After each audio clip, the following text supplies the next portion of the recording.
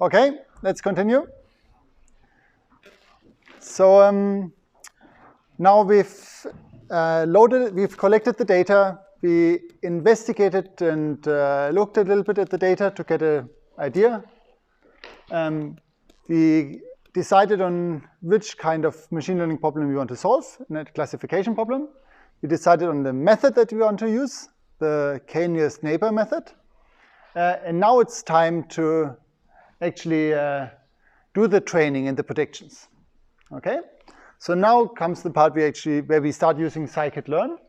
So in the steps that I show you now, the nice thing is that they're essentially always the same steps, no matter which machine learning method you use, right? So even though now it's the k-nearest neighbor method, essentially the same thing will also work for other methods. So step number 1 is we load in the classifier that we want to use. In this case, they're kind of structured in a slightly different way, but all the neighboring methods are in this neighbors package, and it's called, the class that we're interested in is called the k-nearest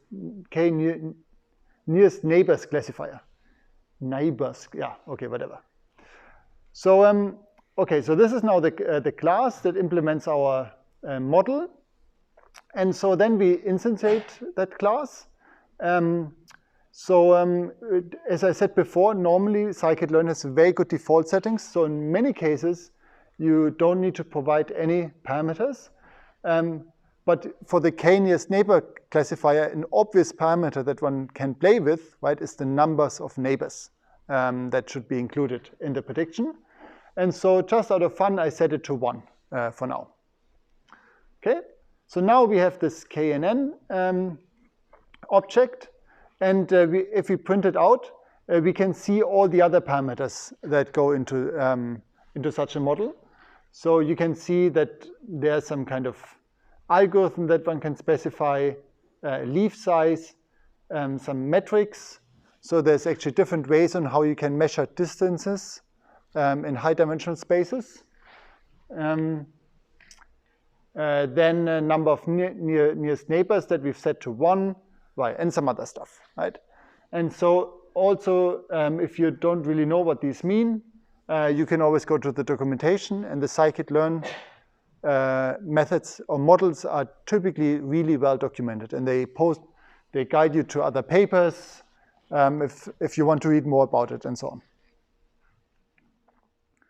So now we've created this k-nearest neighbors classifier, and now comes the training process. Remember, the training process is the part where we feed in all the examples and also the correct labels, and the machine learns the relationship between the features and the outcomes, right? So that's called the training process in Scikit-learn, and that training is always done with the fit method, right? Because essentially you're fitting the input data to the output data. So the fit method takes in 2 arguments. First, it's the feature sample data set. This was this 2-dimensional matrix. And it was represented by the iris.data data type. And then the second argument is the correct labels for all of these, in our case, 150 examples.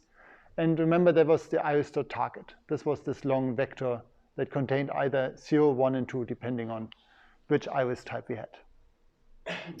Okay, and so now it goes ahead and builds this internal map, or I don't know exactly what it does, right? But it sets up, it does the training process inside. In this case, in the k-nearest neighbors, this is going to be a very cheap operation, numerically cheap, so it goes very quick.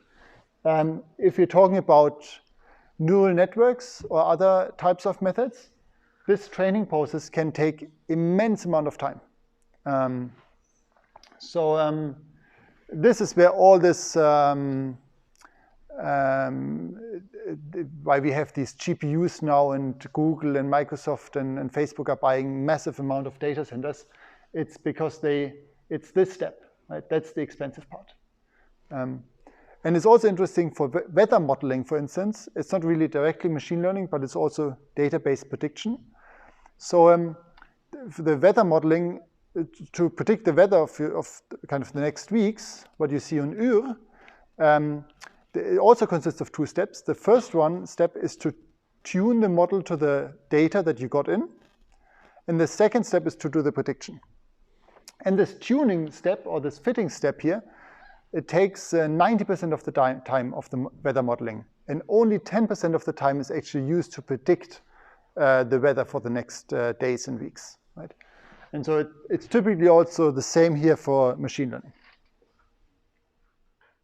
So once we've done step 3, right, often the prediction can even be done on maybe you need a supercomputer for step 3, and then you can do the prediction on a mobile phone.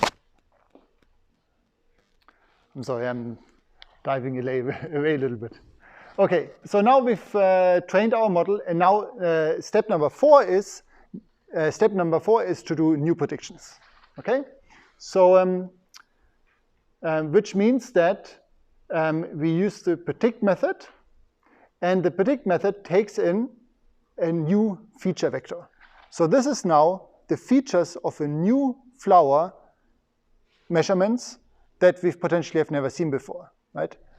And the result is a single number, and that number represents the class that the KNN method thinks that this flower is, right?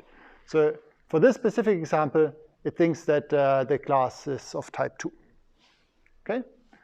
And then, of course, we can we can convert this digit 2 here again to the actual target name.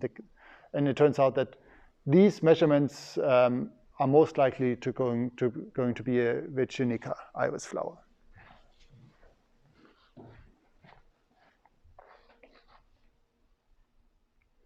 So predictions you can also do. You can predict multiple measurements at once. So in this case, we have 2 measurements for 2 different iris flowers, and we can pass them in as a two-dimensional list. And then we also get 2 classes out, right? The first one represents the class of the first guy here, and this is the class of the second iris flower. So another interesting thing is that you can also ask for probabilistic predictions. So as you can imagine, the prediction is, there's always some uncertainty attached to it. And some of the methods can actually tell you how certain it is about this different classes that it's supposed to be predicting, right? So in this case, the method here is called predict probab for probability. You pass in the features that you've measured, and then you get a vector out that is as long as with as many values as you have classes, and it tells you, the KNN tells you that you have a 0% chance of having class 1, a 0% chance of having class 2, and a 100% chance of class 3, right? And so I actually suspect, but I'm not entirely sure, but I suspect that KNN doesn't really have a probabilistic probability, so it will always give you zeros for the ones that it doesn't think and a 1 for the one that is the nearest neighbors. But there's other methods that are more fine-grained, so to speak, so that you get actually the probability distribution or some kind of probability for the different classes. Okay. And then, of course, we can do exactly the same thing as we've done before. We can create these plots where we ask the trained model so we essentially, okay, so what I've done here now is I wrote this little helper function, and I plotted just 2 features. It's a 2-dimensional plot here. I also marked the data that we have. And then I made predictions for any possible sepal length and sepal width, right? And then I colored the outcomes as blue, green, and red, depending on what the prediction said. And so then you get an idea on what the algorithm tried to do, right? So you can see that red here is quite nicely separated from blue and green. And you can see also there's actually quite a complicated curve to separate these two. And this is something that we've observed before, right? That green and red is much more intertwined, so it's not so easy to separate. And you can see that also from this map here, that you have these blue islands here, and there's actually, in this case, there's even some, there's a red, yeah, this is a bit strange. Oh yeah, okay, yeah, forget about this. But yeah, so you can see this much more complicated structure to try and separate the green and blue iris flowers. Okay, so now the next obvious step then is to play around with the parameters to see if we can do better, right? And or to check on how this map changes when we include more and less neighbors. So, well, changing k is easy. The only thing that we need to do is we create a new classifier. In this case, we set the parameter to 5, for instance. Then, as soon as you change the parameters, you have to do the fitting again, right? So then I call the fit method again, same data, same target values, and I do the predictions again, just like before. And now I can create the same kind of plot again. And okay, this is what it looks like. So you can see by increasing k, in general, these this line here became a bit smoother, right? It wasn't quite as, and also now here there's much more green here, and there isn't so much islands anymore. So this is typically what happens if you increase k, that you get more larger segments of the same color. Right? This might be a good thing, but might also be not such a good thing, right? It's difficult to say at this point. And of course, another option that we now have is to try a completely different classification method instead of the k nearest neighbors. So another classification method that is very popular is the so-called support vector classifier, SVC. And and the nice thing is that we don't actually need to understand exactly how it works because the interface is the same. So we can just import it. And the logic is now exactly the same. So I import it, I initialize it. I had to set some gamma parameters here just because they're changing the interface, so I got a warning. But you can also leave it out. Then you do the fitting. Fitting works exactly the same. You fit in you pass in the data and the target values, and then you do your predictions. Okay. And now we can do our the same plot again that I've shown you before. And so here the interesting part, and that's part of the method that we're using, is that these separations are now defined through straight lines, or at least segments. Right? You can clearly see that the method only always creates these kind of straight segments and tries to classify the high-dimensional space using these. Right. So, okay, it's another way of how you can do that, right? And you can ask the question, well, is this maybe now better than what we had before? Or is it worse? It's difficult to say, right? But at least we can play around with it. So, choosing the right machine learning method for a specific problem is not so easy. But luckily, the Scikit-learn developers, and specifically this Andreas Müller, has asked a lot of experts and asked them on how they decide on which method they use for a specific problem. And then he came up with this, what is it called? Some kind of flow graph, yeah? Flowchart, yeah. It's a decision tree for the for choosing the right machine learning method. Right? And so the idea is simple. It's a game. So you start up here in the start button, and then you check. Okay, do you have more and less than 150 samples? If no, then you have to get more data. You're done. or you're not done.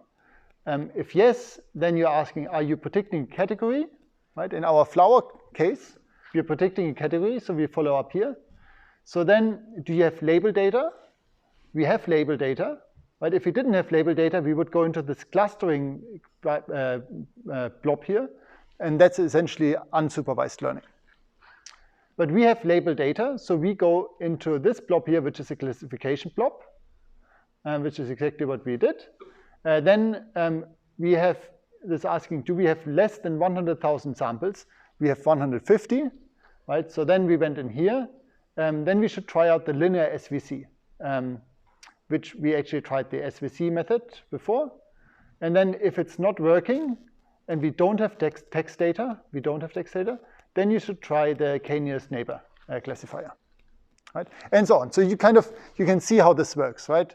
How you can work yourself for this through the graph for your specific problem. Maybe one should actually train a machine given some data to automatically figure out which machine learning method should be used for that data. Maybe that's an assignment for our next course.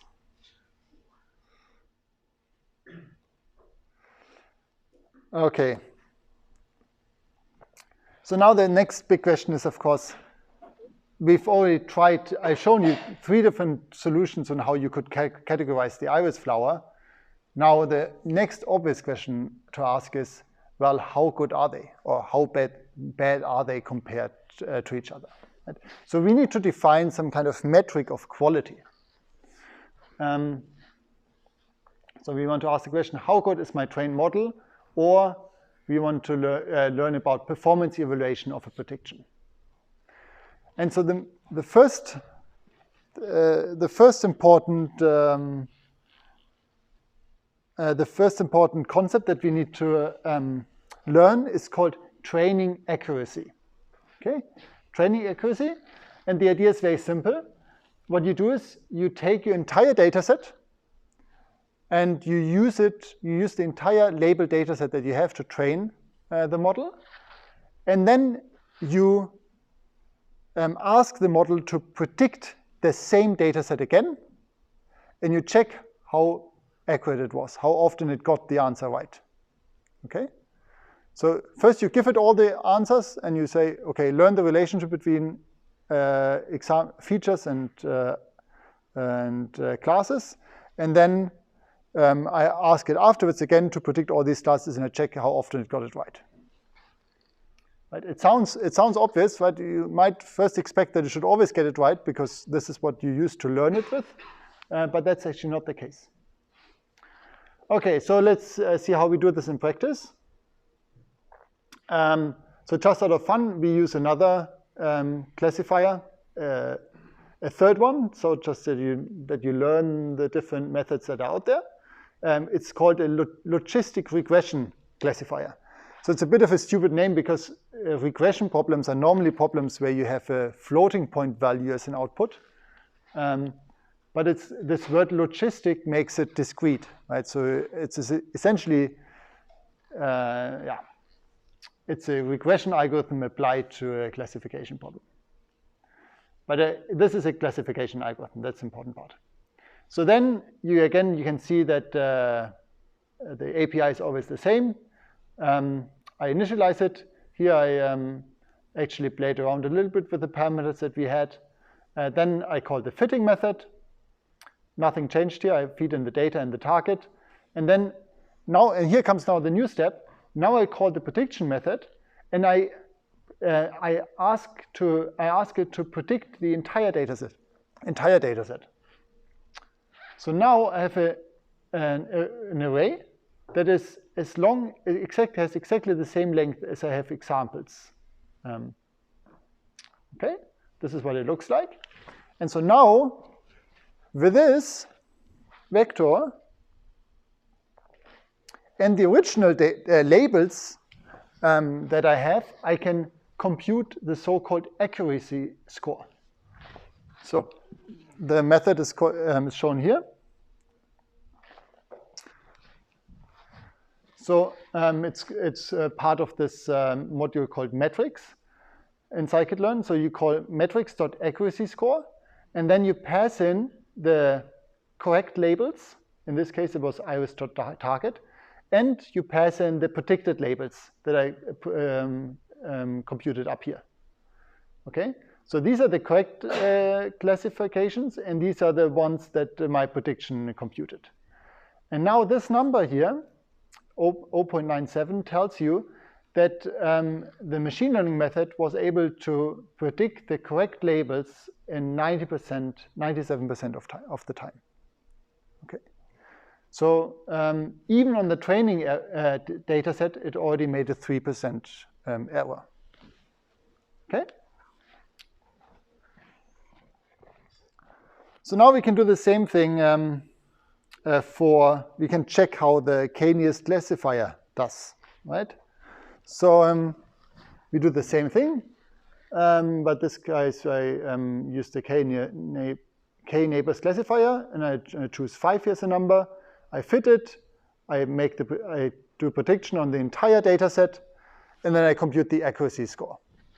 And in this case, you get 96.6%, right? So they're quite close.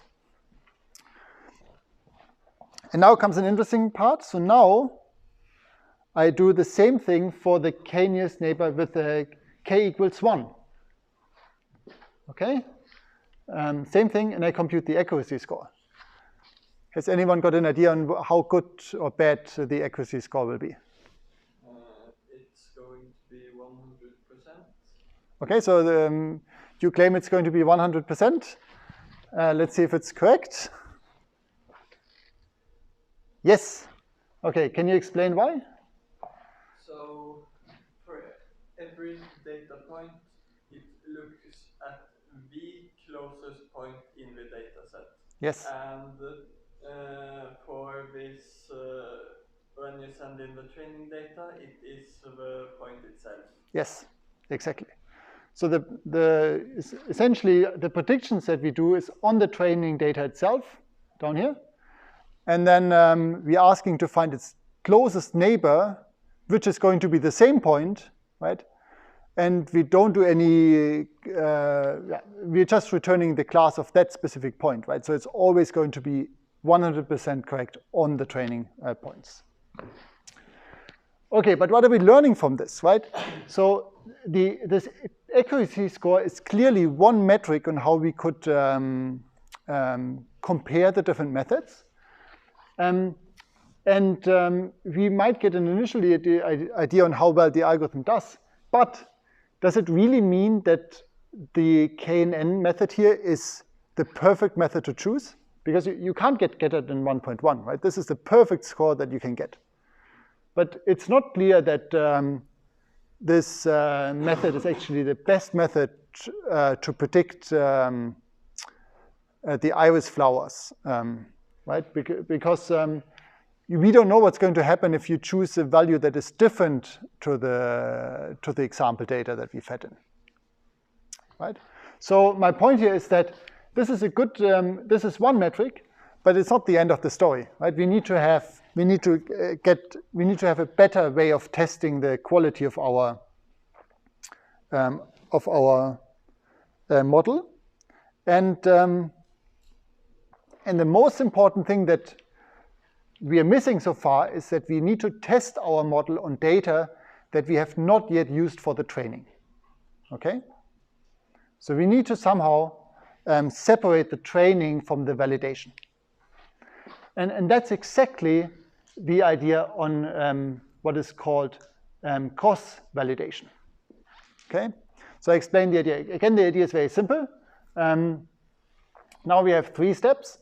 The first step is that we have this set of examples that the biologist has collected. So what we do is now we split that data set into 2 sets. One is called the training data set that we will use to train our model. And then we will have another, the rest of the data is going to be the validation data set. So we're going to use that data then to check the quality of our machine learning model. So first step is splitting. Then the second step is to use the training data set to train the model. And then the third step is we test the model on the test data set, right? To check the accuracy of the prediction there. And the important thing here is that this test training set has never been used before during training, right? So this is really going to be a fair or more challenging test for the machine learning model. So let's see how this is done. Step number 1 is splitting up this data set. Of course, you can easily do this yourself manually, but Scikit-learn comes with some convenience functions that automates that process for you. The method is called train, test, split. So essentially what it takes in is, it takes in the feature matrix, iris.data. It takes in the labels, iris.target, and it takes in the percentage on how much of the data should be test data and how much should be training data, right? So here I decided we want to use 60% of the data should be test data. And then the output is now 4 objects. We have the training data. This is the training matrix, the training feature matrix. Then we have the test feature matrix. Then we have the target training label. These are the labels for the training process. And these are the labels for the test process. Does that make sense? So we can check how things, what the shapes are of these remaining objects. So we have the training data is now 60 times 4. So of course, we haven't changed the number of features. We still have 4 features for each iris flower. But now instead of having 150 data sets, we only have 60 for the training. And then the test data set contains of 90 data sets, again with 4 features.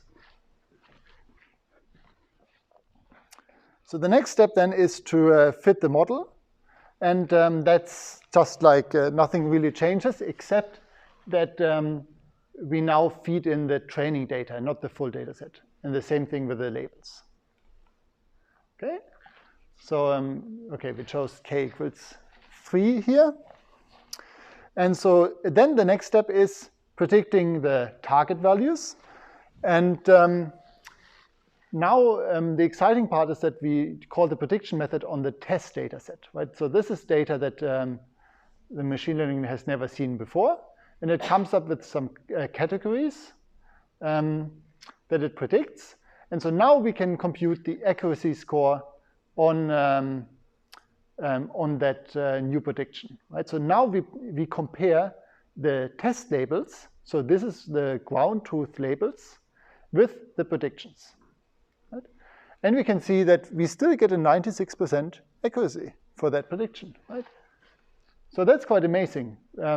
It seems like at least this number here indicates that our machine learning model can predict the class of an iris flower outside the data set that we used for the training.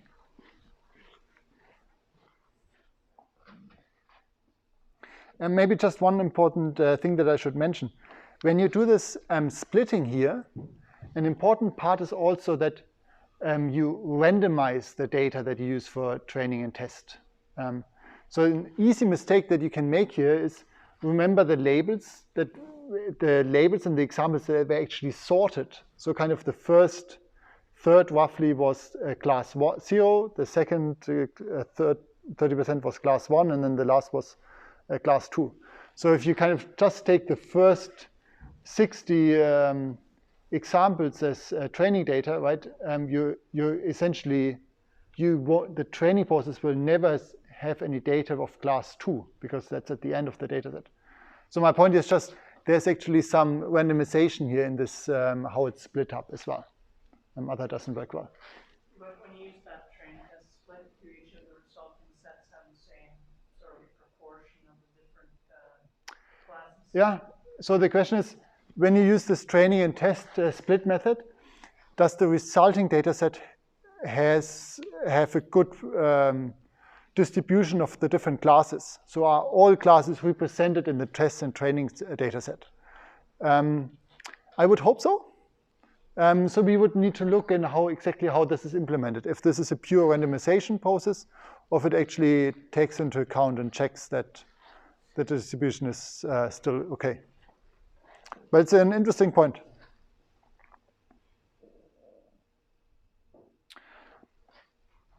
Okay, so at this point, right, we have a clear metric on how we can check the quality of our machine learning method. And so now is the time where we can start playing around with different parameters and also different machine learning methods to check how they compete or do compared with each other. So, so here what I'm doing is I'm simply looping.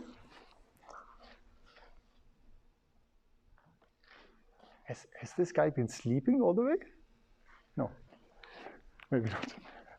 Okay, so what I'm doing here is I'm creating a plot. Essentially, okay, what I'm doing is I loop over the different k values for the k-nearest neighbor classifiers, and I increase it from 1 all the way to 26.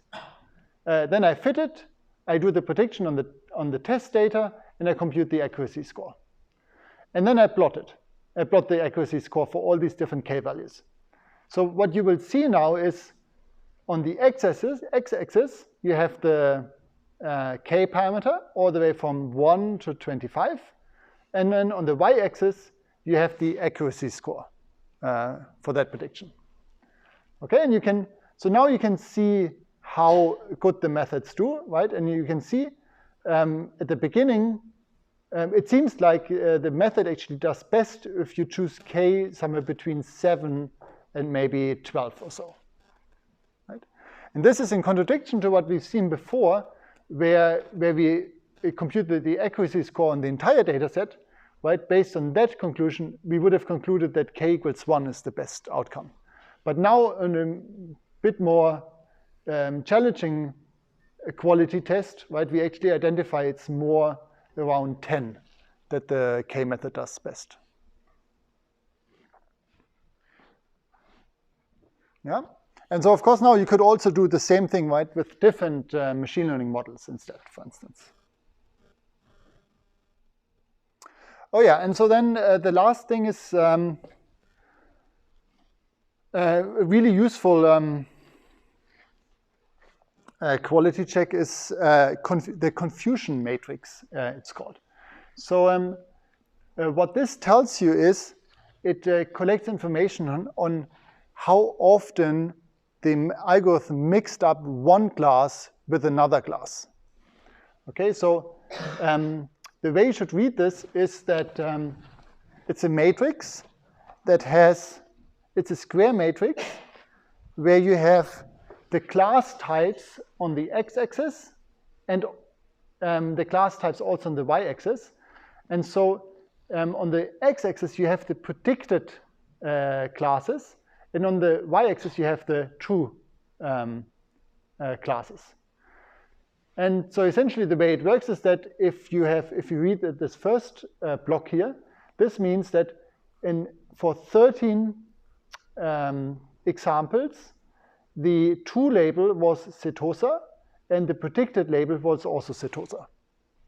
Okay, so everything on the diagonal essentially tells us that the algorithm has predicted the correct label. And everything that is not on the diagonal tells you that the algorithm has been confused. Right? That's why it's called confusion matrix. And it tells you even more, right? So it tells you that here we have a lot of zeros, so there was no confusions. But here, this is where the confusion is. So for some reason, there were 6 cases where the true label was a versicolor, but the predicted label was a virginica. Okay? And so now we would probably see the same thing if we looked at the data, right? And this was probably these 2 data sets that were so intertwined with each other, right?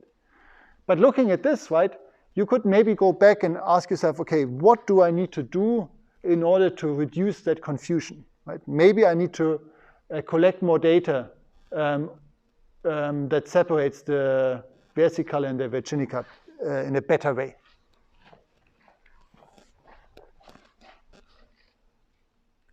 Okay, and so you can produce these confusion matrices very easily. You just you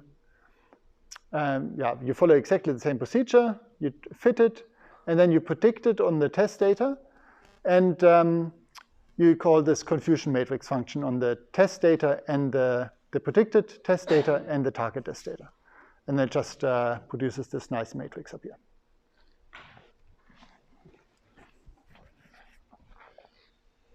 Okay, just to recap.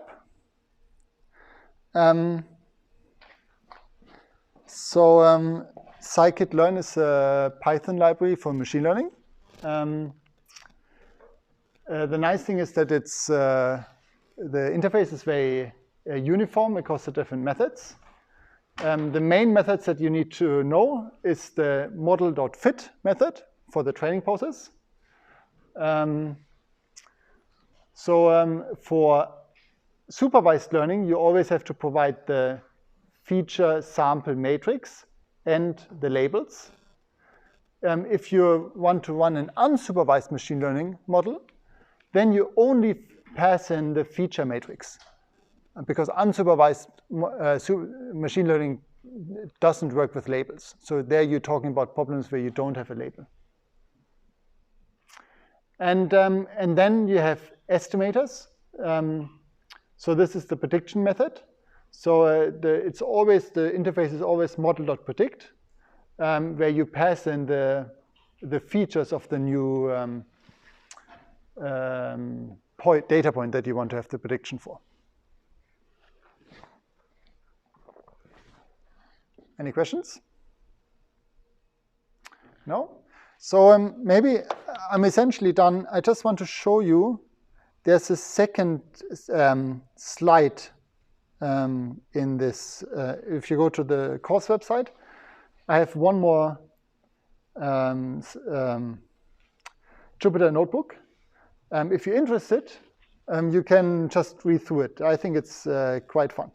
So essentially what we do there is that it shows how you can do unclassified machine learning. So they call it, in this case, it's a dimensionality reduction.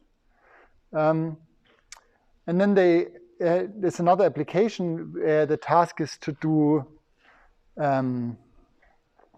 what is it called? Digit recognition, right? So the task is, you're given these images of digits, handwritten digits, and your task is to predict the value of the digit, right? So this is also a classification problem. The input now is the image, and the output is a number between 0 and 9. And essentially, the way this works is exactly the same. So our features are these images. You just represent them as long vectors of data, essentially containing the gray, how much gray and black there is in each pixel. So every single feature, instead of just having 4 numbers, we're now talking about a 64-dimensional data space. But the same thing still applies. Nothing really matters. And the targets or the labels that you talk about are then numbers between 0 and 9. Okay. And then what do? We use the same kind of training and splitting. You create these. Oh, sorry, where do we actually do? Here. So here's where we do the learning. We use exactly the same methods that I've shown you before. So I used logistic regression method, which was one of these classification methods. I pass in the training and the training matrix and the training labels. And then I also do these kind of accuracy predictions. Okay? And then we can compute kind of these confusion matrices. But what's kind of fun is here is the end. So this is now the machine learning model applied to the test data. And so this is the data points that the machine learning has never been seen before and was supposed to predict. And whenever the number is green, so this small number down here, this is the ground truth. This is the label. So when it's green, the machine learning has predicted that number correctly. And when it's red, then it has been not correctly. Right? So this is here, this number has been predicted as an 8, which is not correct. Right? I guess this is supposed to be a 4. But I mean, this is probably 50 lines of Python, or maybe less. And this is the prediction that came out of it. And I think it's just quite amazing on how well the machine learning model does, right? Without us understanding much on how logistic regression works, right? But I mean, look at this. So that even these kind of, I mean, here, okay, this is maybe a 4 and it classified as a 1, but it's, I mean, in general, I think it's quite amazing how in how many cases such a simple setup works, even for a seemingly complicated problem, right, like digit recognition. Okay, that was it. Are there any questions? No? So then I hope you all come next week to the last guest lecture. See you.